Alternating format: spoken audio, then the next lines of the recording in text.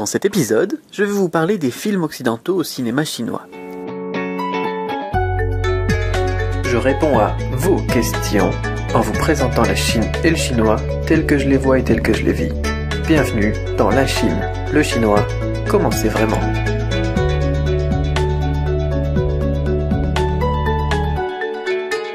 Salut, c'est Cédric Beau, auteur de la méthode Cramp, et bienvenue dans l'épisode 79 de La Chine, le chinois, comment c'est vraiment, #LCLCCV. Aujourd'hui, j'ai une question de Johan qui me pose une question sur le cinéma occidental en Chine. Alors la question c'est: bonjour Cédric, je suis Johan. Ma question est: quand un film blockbuster du genre Hunger Games ou un film de la Marvel sort en Occident, sort-il en Chine ? Parce que dans mon imaginaire, je vois mal Jennifer Lawrence, l'actrice de Hunger Games, par exemple, doubler en chinois. Ça ne colle pas ni avec les lèvres ni avec la voix. Comment ça se passe avec, tous ces gros films, en fait? Chier. Alors j'ai envie de dire, on a deux éléments, je vais les traiter différemment, séparément, parce que tu te dis, voilà, les films, ils sortent en Chine et on a un doublage pourri. Mais en fait, tous les films ne vont pas sortir en Chine.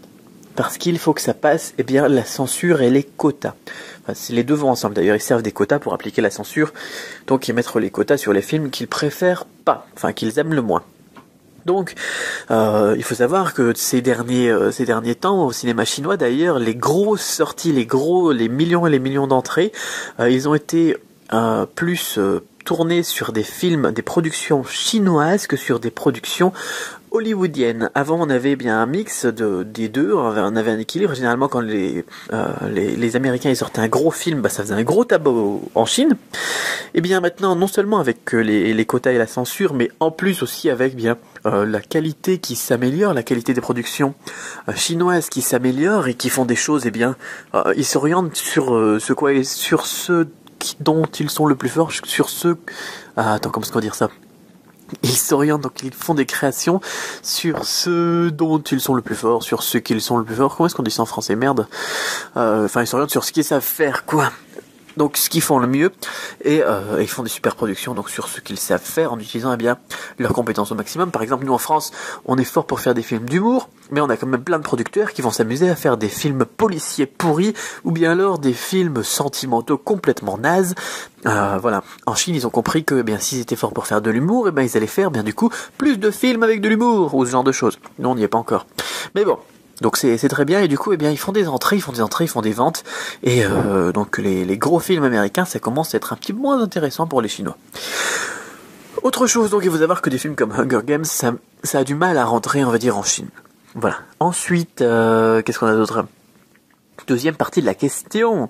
Donc, ils sortent pas forcément en Chine, les films, mais deuxième partie de la question, si dans ton imaginaire, tu te vois mal, effectivement, avec des doublages pourris, des doublages en chinois, pour un film américain. Alors, les doublages chinois, je trouve que, ils sont mieux que la référence pour moi en la matière au niveau de doublage pourri, c'est la France. C'est terrible. Vous regardez une série par exemple américaine en version originale, ensuite vous la regardez avec le doublage à la française et vous allez tout de suite comprendre. Quand on a l'habitude, en fait, on s'en rend pas compte. Quand on a l'habitude de regarder, les séries sur M6 après le journal ou n'importe quoi, on se rend pas compte à quel point on est loin, en fait, très très très loin des sentiments exprimés originalement par les acteurs. C'est terrible, c'est un truc de malade. Donc voilà, j'ai envie de dire, au final, c'est comme en France de ce côté-là, tout simplement. Donc, au niveau des doublages. Voilà. Ouais, il n'y a pas grand-chose à dire, donc les doublages, ils sont parfois très pourris. Ils sont même moins pourris qu'en France, donc comme ça, moi, vous avez une idée de ce que ça peut donner. Posez-moi une question sur du-chinois.com/question. Je me ferai un plaisir d'y répondre dans un prochain épisode. Et puis, réagissez à ça. Qu'est-ce que vous en pensez ? Qu'est-ce que vous pensez, vous aussi, du fait d'imposer des quotas ? Par exemple, on peut pas avoir trop de dessins animés japonais pour les enfants le matin. Il y a un quota. Le matin, c'est-à-dire à la télévision, le petit écran. Et on peut pas avoir trop de films hollywoodiens au cinéma. Comment est-ce que ça s'appelle pour laisser de la place aux productions, aider les entreprises locales et puis la culture locale, garder sa place. Qu'est-ce que vous en pensez, vous ? Est-ce que vous pensez que on est mieux en France, où on est libre de se bourrer le crâne avec des séries américaines et des dessins animés japonais ? Dites-moi ce que vous en pensez. Moi, franchement, quand j'étais plus jeune, j'aimais bien les dessins animés japonais, j'aime toujours d'ailleurs. Par contre, les super productions américaines et le fait qu'on n'ait pas beaucoup le cinéma français qui est vraiment, il y a du mal, le cinéma français. Donc à s'en sortir.